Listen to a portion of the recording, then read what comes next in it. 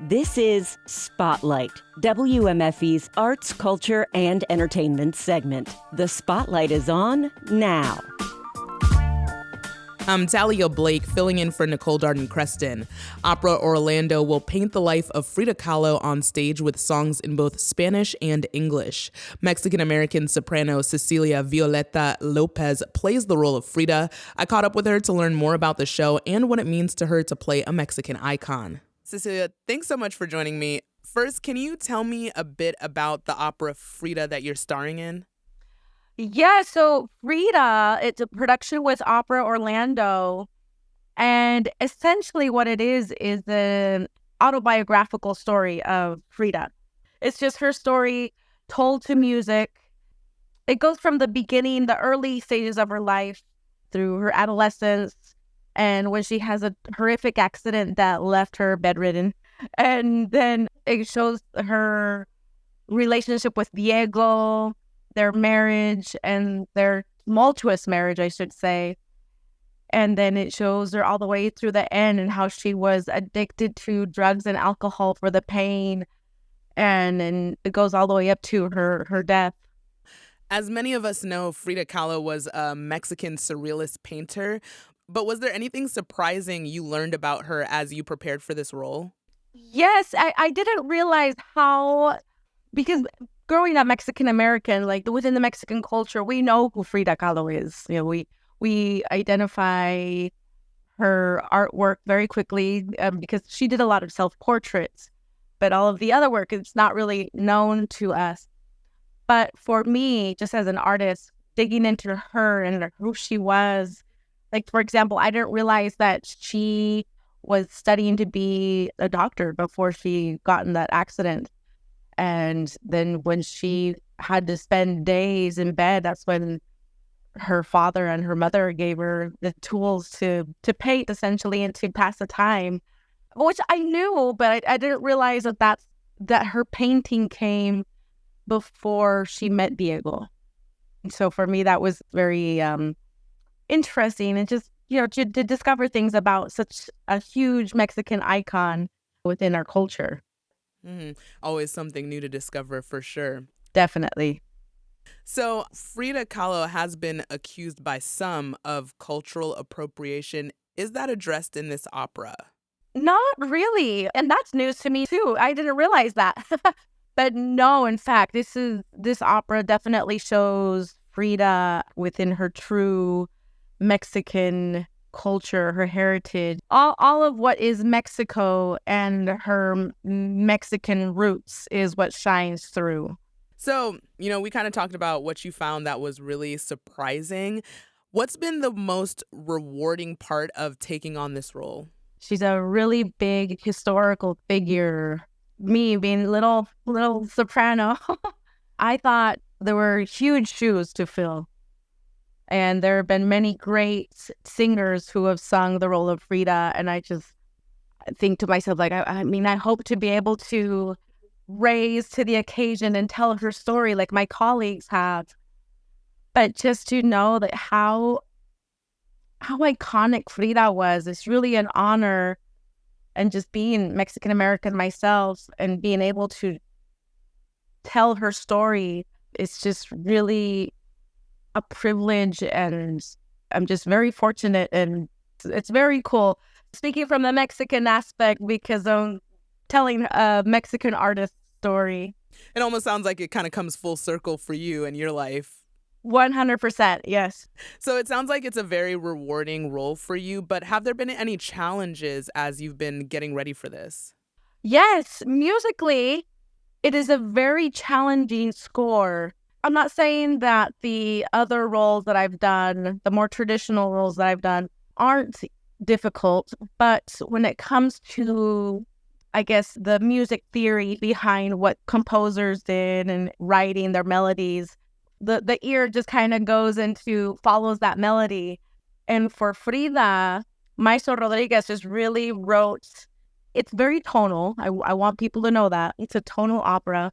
But the melodies, it challenges your ear because your ear wants to go somewhere else. And then Maestro went, no, I'm going to write this way.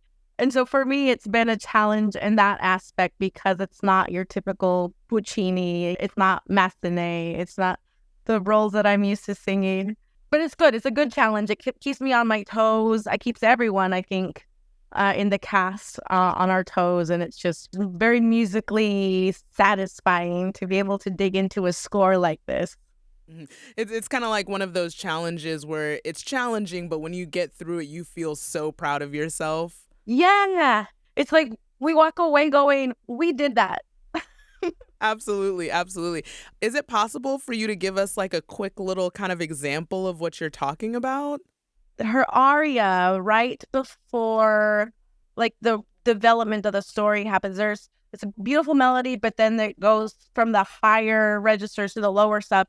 It goes, let's see, death dances round my bed tonight, but I refuse to die. It's very up, and then it goes down, and it's good, yummy stuff. I see what you're saying, kind of like a little bit of a roller coaster. You don't know where you're going to turn Yeah. next. Right. So that was awesome. But for people who may think an opera is not for them, why should they come see Frida?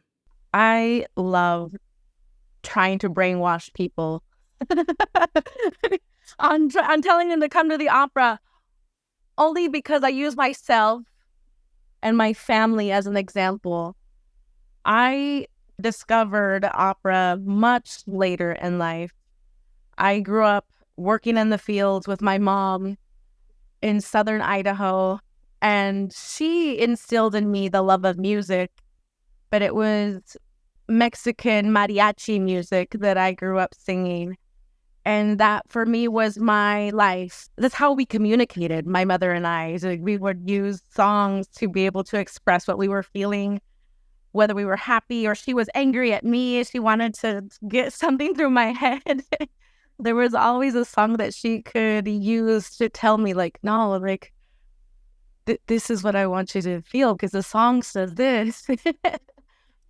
And later, when I was in my early 20s, I discovered opera, and I went to the opera not knowing what to expect. I went to go support some upperclassmen friends of mine, and I walked out of the theater just completely changed, mind blown, emotionally distraught, because I was so like invested in the story that was unfolding in front of me on the stage.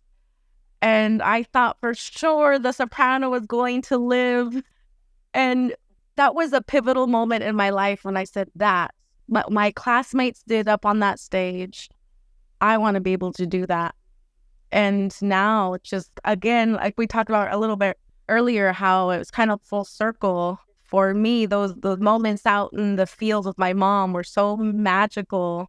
And now being able to sing in all sorts of languages, in Czech, Russian, Italian, English, Spanish, whatever, but with this different style of singing, it's just also very magical. And just to know that my upbringing is very, very humble, and just those traditional Mexican roots of being a mariachi singer and now being an opera singer, I am a firm believer that opera is for everyone, and I use myself to attest to that.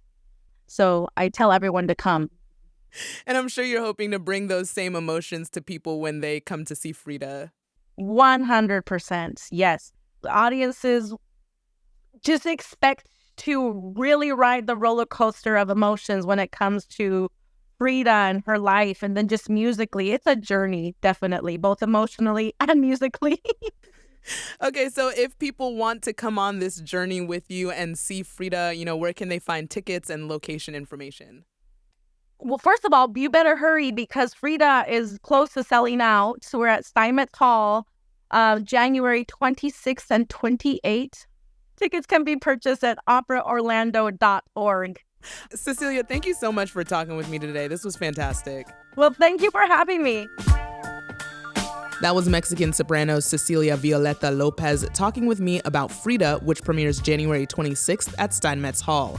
Spotlight is a production of 90.7 WMFE News. Editorial guidance this week from LaToya Dennis. Support for Spotlight comes from our listeners. I'm Talia Blake, in for Nicole Darden-Creston. Thanks for listening.